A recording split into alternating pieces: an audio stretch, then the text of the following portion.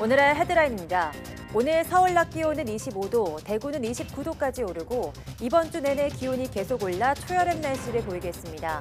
하지만 5월 들어 비가 한 차례밖에 내리지 않아 중부지방에는 벌써 가뭄이 시작됐습니다. 미중 무역 갈등에 중국의 히토류가 무기로 거론되면서 국제시장에서 가격이 30%나 급등했습니다. 이런 가운데 미국 정부가 중국 화해에 대한 거래 제한 조치를 석 달 동안 유예하기로 해 유럽과 뉴욕 증시가 일제히 상승 마감했습니다. 국내 연구진이 석탄 화력발전소에서 나오는 미세먼지를 10분의 1로 줄일 수 있는 기술을 개발했습니다. 연구진은 노후 화력발전소를 대상으로 실증을 거쳐 상용화에 나설 계획입니다.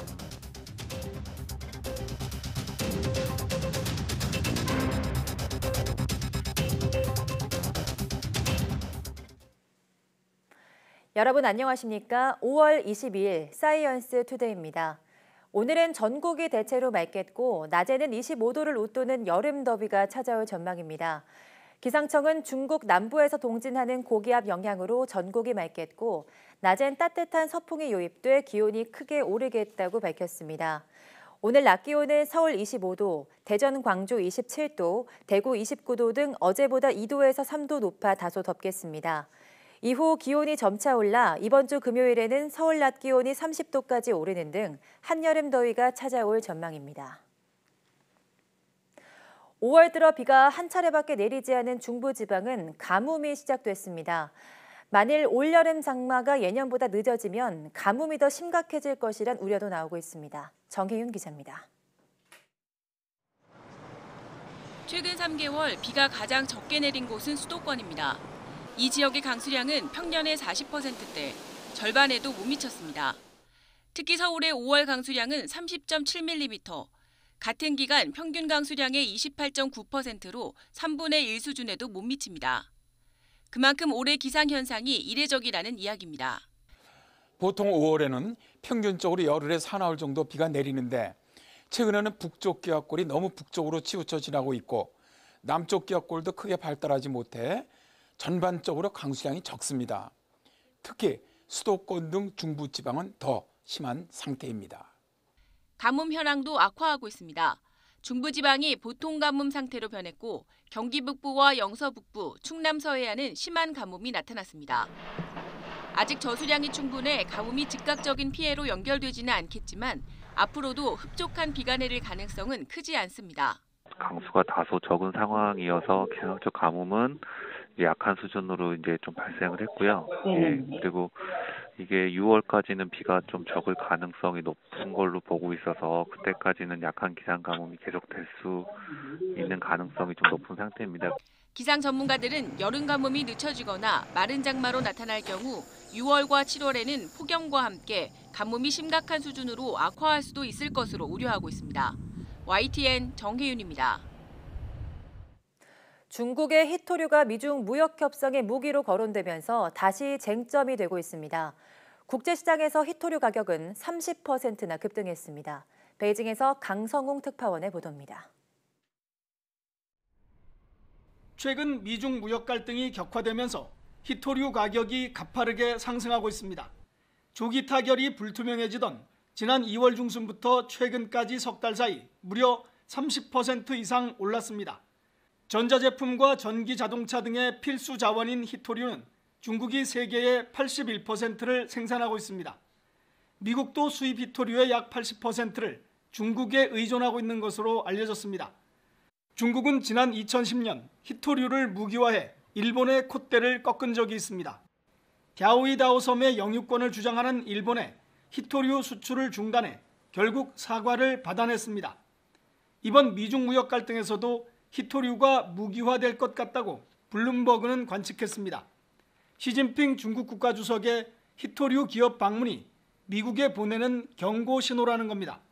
하지만 중국 정부는 단순 산업 시찰이라며 추가 반응을 자제하고 있습니다. 다른 쟁점에서는 미국을 강도 높게 비난하는 것과는 차이가 있습니다. 현재로서는 히토류 카드를 당장 뽑기보다는 미국과의 협상에서 지렛대로 쓰려는 전략으로 해석되고 있습니다. 베이징에서 YTN 강성웅입니다. 이런 가운데 미국 정부가 중국 통신업체 화웨이에 대한 제재를 앞으로 석 달 동안 유예해주기로 했습니다. 유럽과 뉴욕 증시는 일단 최악의 상황은 피했다며 일제히 상승 마감했습니다. 보도에 김영수 기자입니다. 중국 최대 통신 장비 업체 화웨이와의 거래 중단을 발표했던 구글이 관련 조치를 90일간 보류하기로 했습니다. 미 상무부가 화웨이와의 거래를 일시적으로 허용했기 때문입니다. 이에 따라 구글은 오는 8월 19일까지 화웨이 스마트폰 운영체계인 안드로이드와 구글 서비스에 대한 기술 지원을 계속하기로 했습니다. 화웨이 스마트폰 이용자에게도 소프트웨어 업데이트 서비스를 제공합니다. 다만 화웨이가 새로 만들 제품에 들어갈 부품과 서비스는 공급할 수 없습니다. 앞서 미국 정부는 화웨이와 68개 계열사를 거래 제한 명단에 올렸고 구글과 인텔 등 미국 기업들은 일제히 거래 중단을 발표했습니다. 화웨이 제재 유예 소식에 중국은 물론 유럽과 뉴욕 증시는 일제히 상승 마감했습니다. 최악의 상황은 피했다는 안도감이 상승을 이끌었습니다.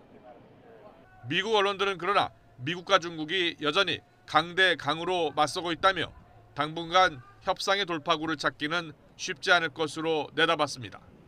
YTN 김영수입니다.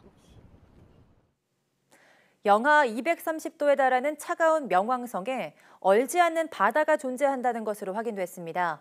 일본 홋카이도대 연구팀은 컴퓨터 시뮬레이션을 통해 명왕성 표면의 얼음 밑에 열을 차단하는 가스층이 있어 지하에 액체 상태의 바다가 존재한다는 것을 확인했다고 밝혔습니다. 연구에 따르면 열을 차단해주는 가스층 성분은 명왕성의 핵에서 나온 메탄일 가능성이 큽니다. 연구팀은 이번 분석이 우주에 지금까지 생각해왔던 것보다 더 많은 바다가 존재한다는 것을 보여준다며 외계 생명체의 존재 가능성도 크다고 말했습니다.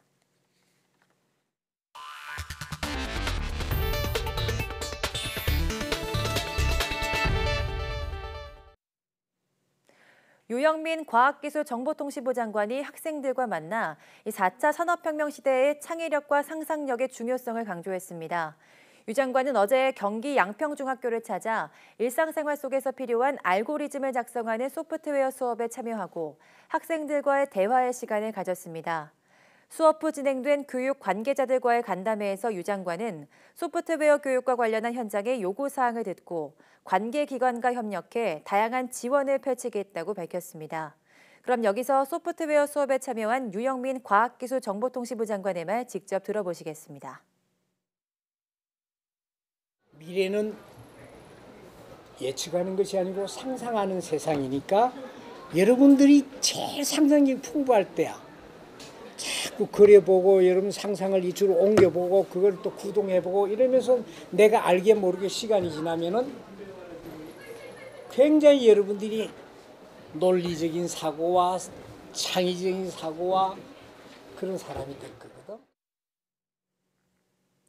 국내 연구진이 석탄 화력발전소의 미세먼지 배출 농도를 기존보다 10배 이상 줄일 수 있는 기술을 개발했습니다. 앞으로 노후된 화력발전소를 중심으로 실증에 들어갈 예정인데 상용화될 경우 미세먼지 저감에 큰 도움이 될 것으로 기대됩니다. 이성규 기자가 취재했습니다. 미세먼지 배출의 주범으로 꼽히는 석탄 화력발전소. 이들 발전소가 내뿜는 미세먼지는 국내 전체 미세먼지의 약 14%를 차지하는 것으로 추정됩니다. 발전소가 배출하는 연기 1세제곱미터에는 적게는 수 밀리그램에서 많게는 수십 밀리그램의 미세먼지가 포함되어 있습니다. 국내 연구팀이 이런 미세먼지 배출을 10분의 1로 줄일 수 있는 기술을 개발했습니다. 지금 현재로 우리나라에서 가장 효율이 좋은 화력발전소도 수 밀리그램의 농도가 대기 중으로 방출이 되고 있습니다만은 본 장치를 이용하면은 약 0.5mg 이하까지 약 10배 이상의 대기 환경적인 개선 효과가 있다고 볼 수 있습니다. 원리는 전기로 미세먼지를 한 곳에 모아 제거하는 겁니다. 미세먼지를 머금은 연기가 장치를 통과하면 먼저 전기이온이 발생합니다. 이후 전기이온과 미세먼지가 결합하고 이를 전기력으로 끌어모아 제거합니다. 연구팀은 오래된 화력발전소를 중심으로 실증을 거쳐 상용화에 나설 계획입니다. 정부가 오는 2022년까지 미세먼지 배출량 30% 감축을 목표로 세운 가운데 이번 기술이 상용화될 경우 미세먼지 저감에 큰 도움이 될 것으로 기대됩니다. YTN 사이언스 이성규입니다. 우리 연구진이 돌연변이를 일으킨 DNA의 위치를 알려주는 단백질 효소를 미생물에서 찾아냈습니다. 향후 돌연변이와 관련된 질병인 암을 치료하는 데 도움을 줄 것으로 기대됩니다. 이정우 기자입니다. 다양한 유전 정보가 담긴 DNA는 환경적 요인에 의해 돌연변이를 일으킵니다. 그래서 생명체는 돌연변이를 인식해 복구하는 시스템을 기본적인 방어수단으로 갖고 있습니다.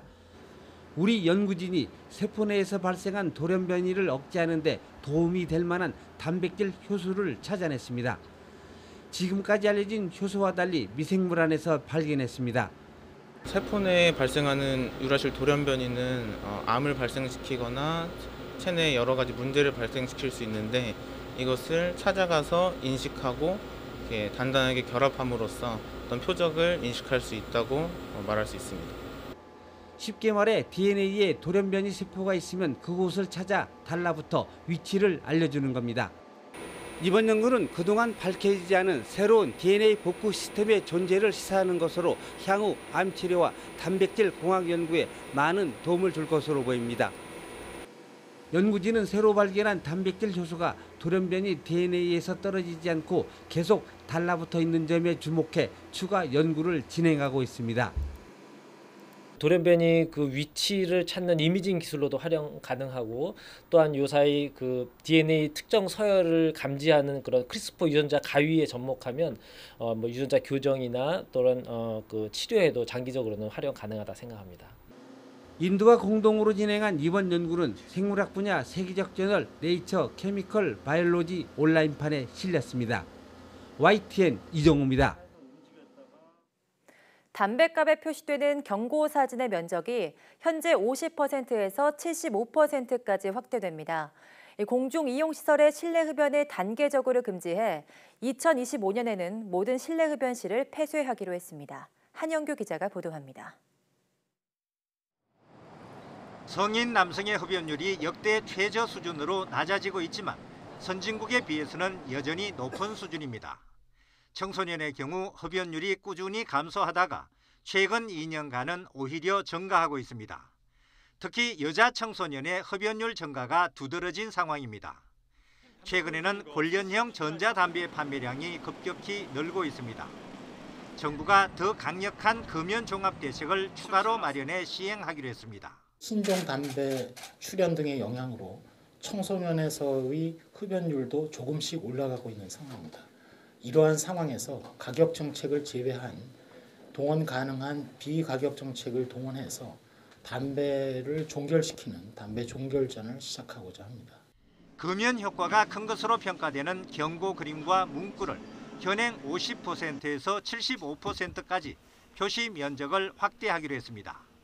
현재 1000제곱미터 이상 건축물에 지정되는 실내 금연 구역을 모든 공중이용시설로 확대해 2025년에는 실내 흡연실을 아예 폐쇄하기로 했습니다. 길거리에서 간접 흡연 피해를 막기 위해 보행자와 분리된 장소에 실외 흡연 가능 구역을 지정하기로 했습니다. 담배 맛을 좋게 해 흡연을 유도하는 가양 물질 첨가를 단계적으로 금지하고 담배의 유해 성분 정보를 정부에 의무적으로 제출하도록 할 방침입니다. 최근 판매량이 급속하게 늘고 있는 전자담배에도 경고 그림을 부착하는 등 담배에 준하는 규제를 적용할 방침입니다. YTN 한윤규입니다.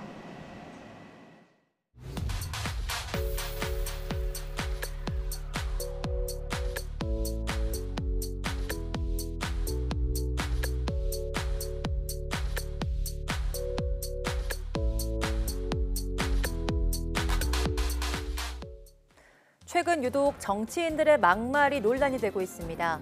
하지만 이런 막말 논란은 국회에만 있는 게 아니라 직장에서도 빈번한데요.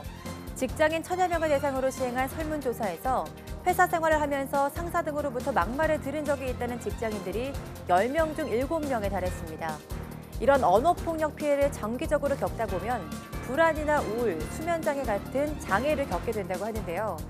오늘 오후 사이언스 투데이 생각연구소 시간에는 막말의 심리에 대해서 연세대학교 심리학과 이동기 교수와 이야기해보도록 하겠습니다. 오후도 많은 시청 바랍니다. 함께해 주신 여러분 고맙습니다.